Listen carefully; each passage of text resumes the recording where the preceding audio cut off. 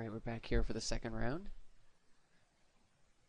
So I've been playing around with my mic settings this weekend. I'm trying to find a balance between having the volume be loud enough, but not having it be so loud that I start getting breathing noises and stuff like that. It's really kind of frustrating.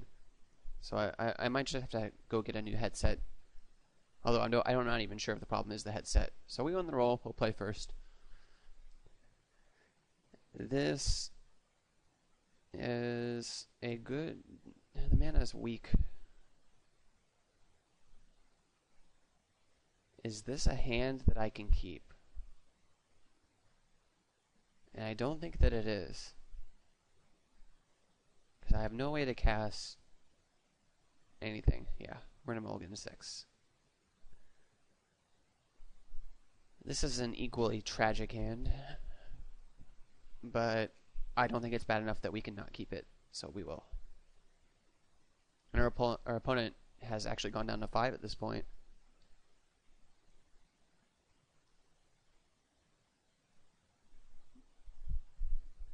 Our opponent goes down to 4. So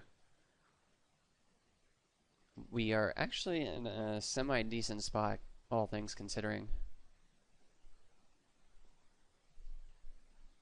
So Overgrown 2 means maybe Jund is my guess.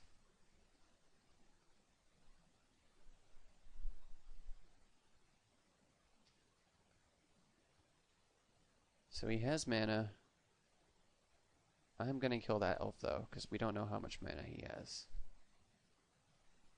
That was a wonderful draw.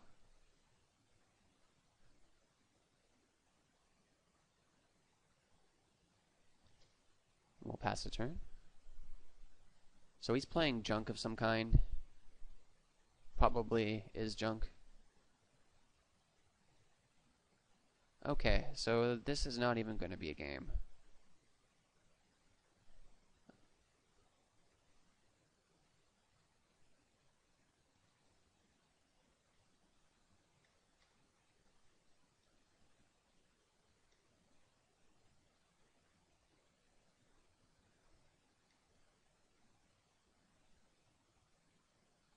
It'll be interesting to see what he takes here.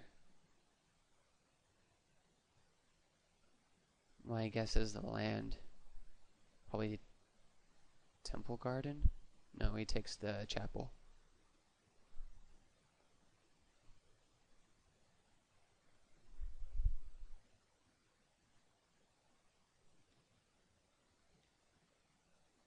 That's annoying.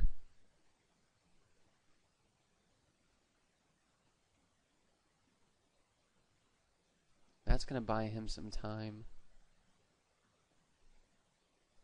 Because I'm not going to attack with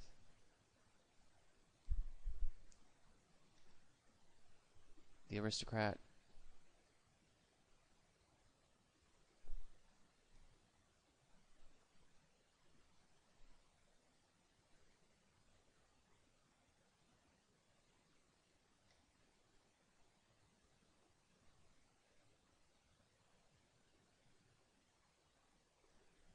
So he takes it.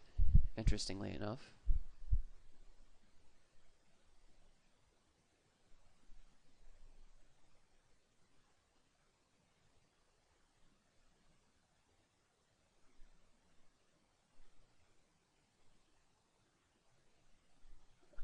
I have a feeling he's got a crater hoof. That's why he's keeping the spirits around. Or he just wants to keep him as a wall for the Aristocrat, which I don't blame him for. Our best draw at this point is a human.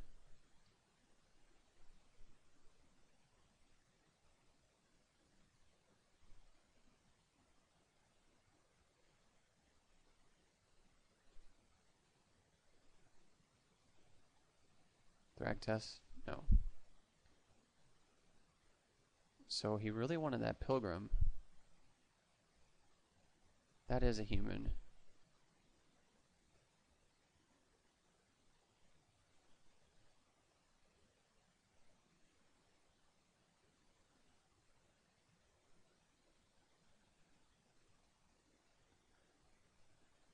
That lets us attack with both.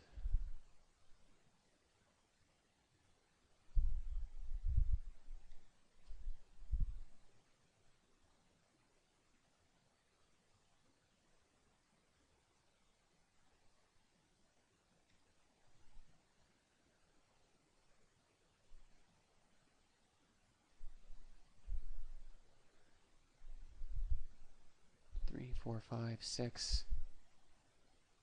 No, he's got a angel. He's got Angel of Serenity. Yep.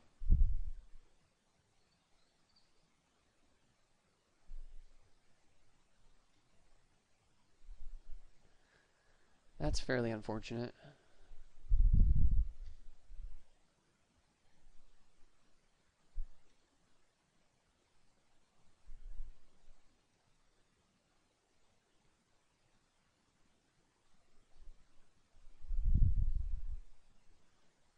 So I don't want to reveal that I have the last Falconwrath Aristocrat in my hand.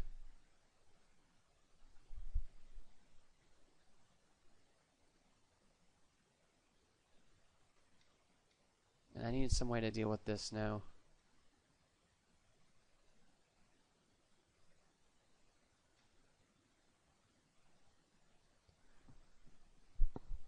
We might not be able to come back from this. He might have us.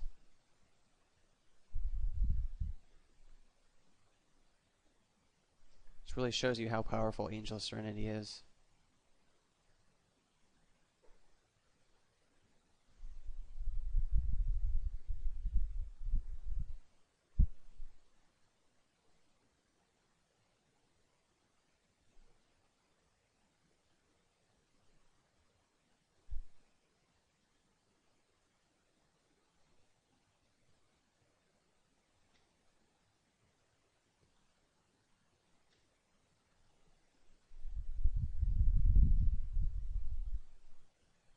So that will buy us time.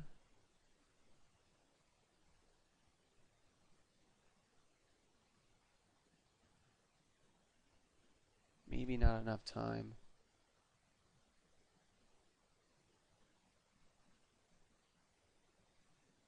What are my choices here? So I can play the Aristocrat, attack with both, put him to 3.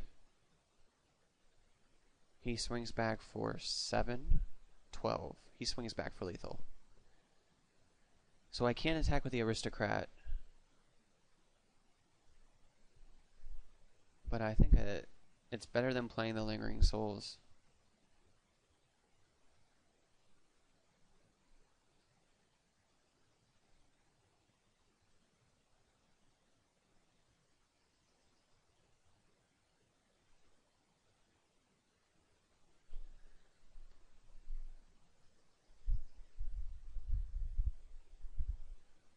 Five, 10.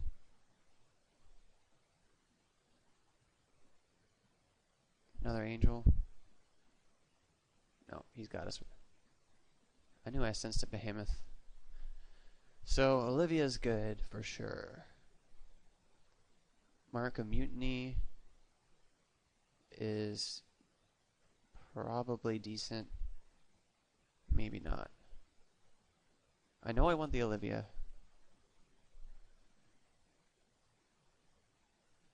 I could see putting an Obsidian.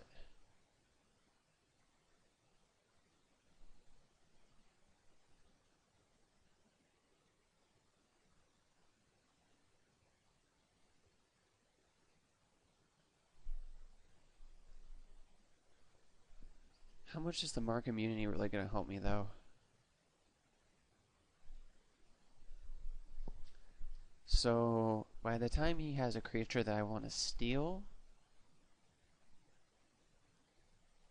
the game will pretty much be over, since he'll have either just exiled all my creatures, or he will just have played a Critter Hoof and killed me. So maybe I want the Obsidots more. So if I bring in those 4, what would I want to take out?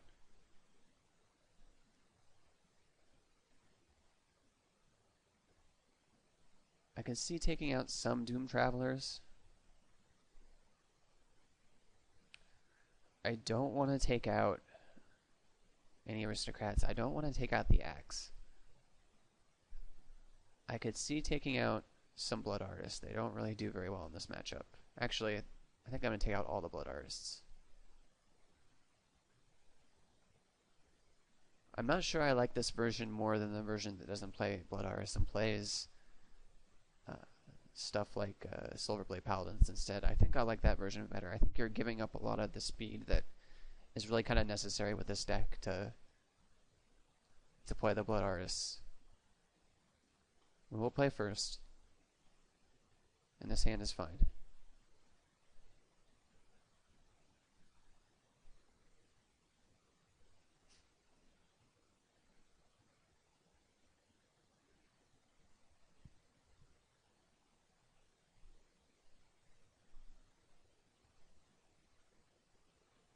I can see why people don't like playing against Junkrights.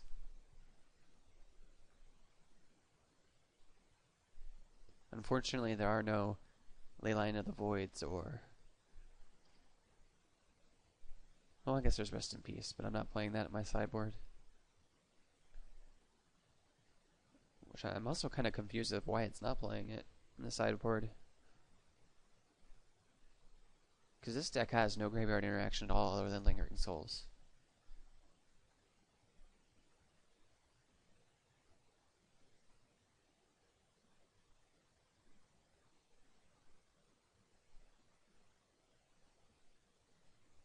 So we're going to need to draw some lands.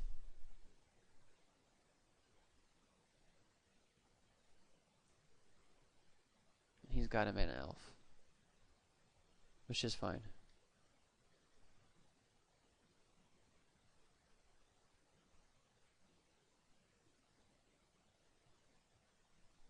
So next turn I can drop the other Aristocrat in the Blood Crypt.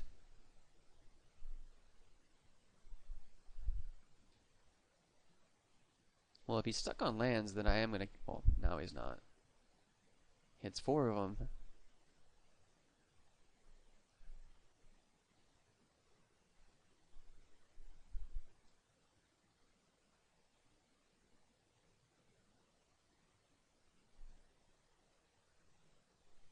So he's going to end up getting to discard 2 cards. Which is going to put us in a situation that is not good for us. Oh, he actually discards lands. That's fairly interesting. So I can play the other Aristocrat, or I can take 2 and play a Lingering Souls, which lets us start getting in some damage in the air. I think it's better to get the Lingering Souls in play.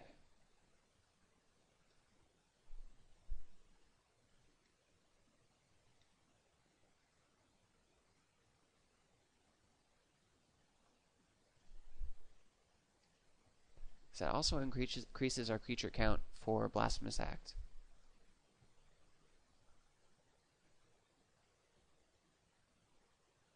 Centaur Healer is my guess. No, he has his own Lingering Souls.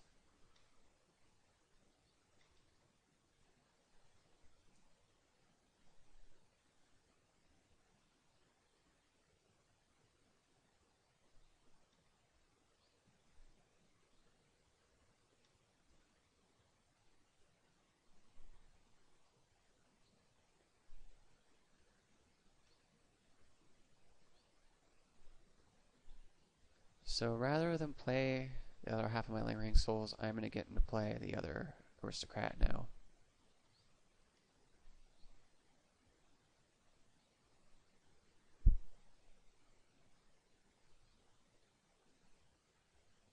We're going to see a Thragtusk now is my guess. Yeah, we are.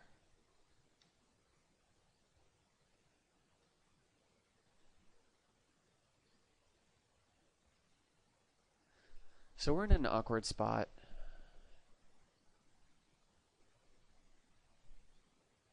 I think we're just going to pass the turn.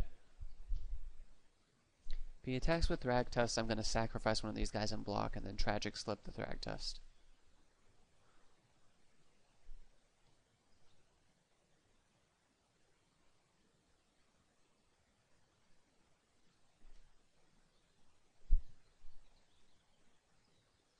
So he mulches into 2 lands. Nothing useful for the graveyard for him, which is good.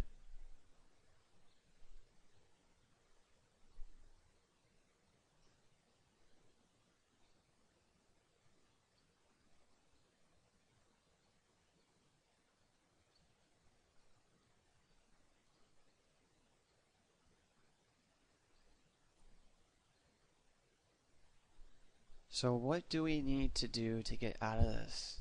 Well, one of the best things we could draw would be a Boros Reckoner, because that's going to let us deal 13 to him. Take him down to 7. Maybe put him in striking distance. Until we can clear out the other half of that Lingering Soul, any kind of Aristocrat's not going to be any good.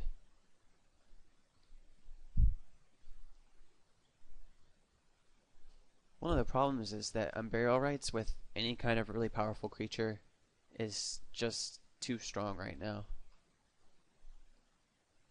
I guess I can hope he doesn't have another Unburial Rites in his hand, but that would be fairly unlikely. I mean, he's got 4 in the deck, 40 cards, or 6 cards in his hand. So there's a just under 50% chance that he has a Unburial Rites in his hand. 48% roughly.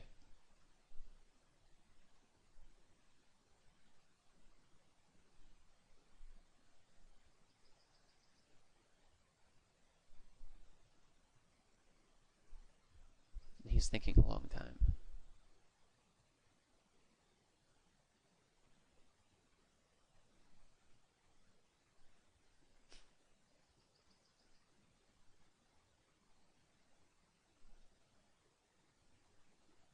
I'm going to go ahead and pause it until he comes back.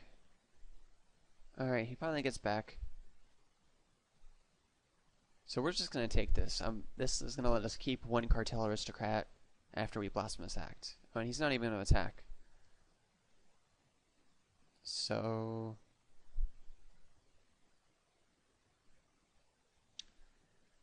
our plan remains the same. Well, there's the Reckoner. That is going to change things for us.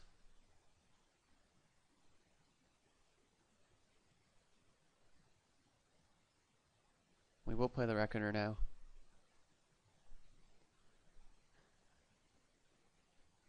And we cannot play Act this turn. We're going to have to wait a turn.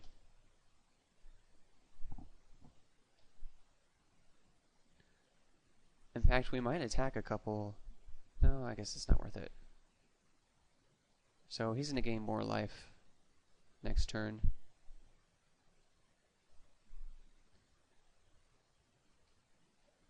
I don't like the situation we're in this game. So he's 1 short of an Angel of Serenity.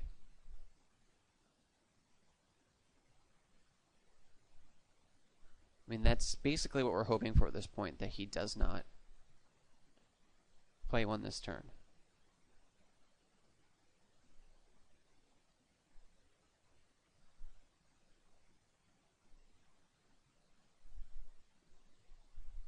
What did he take?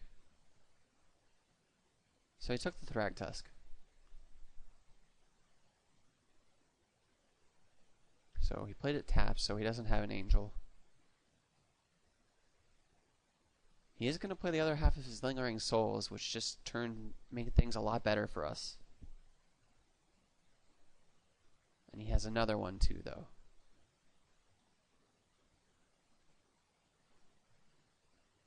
So things just got a lot better for us.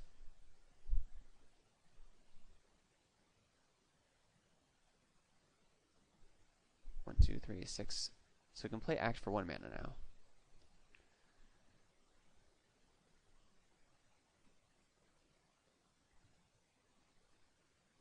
So let's do that.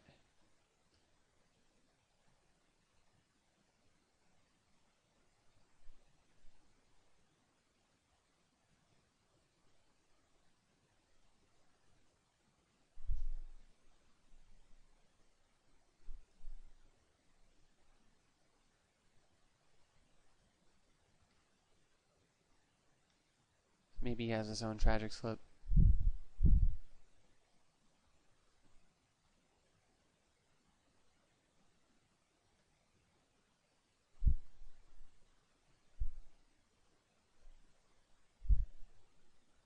Yeah, he does.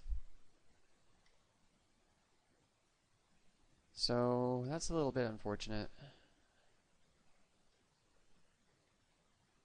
Now instead of him being at 5, he's at 17. And we have no cards in our hand.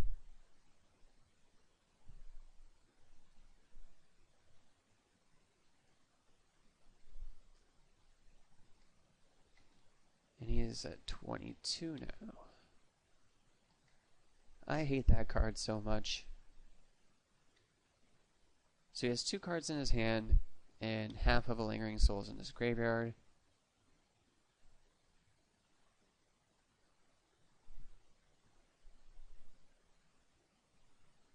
We will cast the other half of ours. And we'll pass the turn.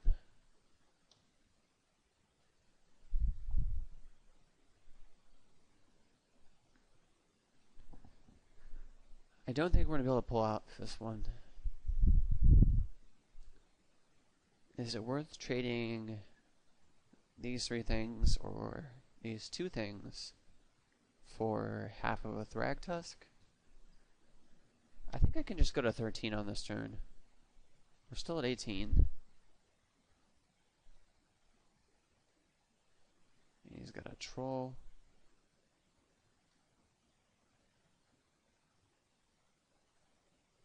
Something that costs 7? No, half of a Lingering Soul. And a 3rd Thragtusk?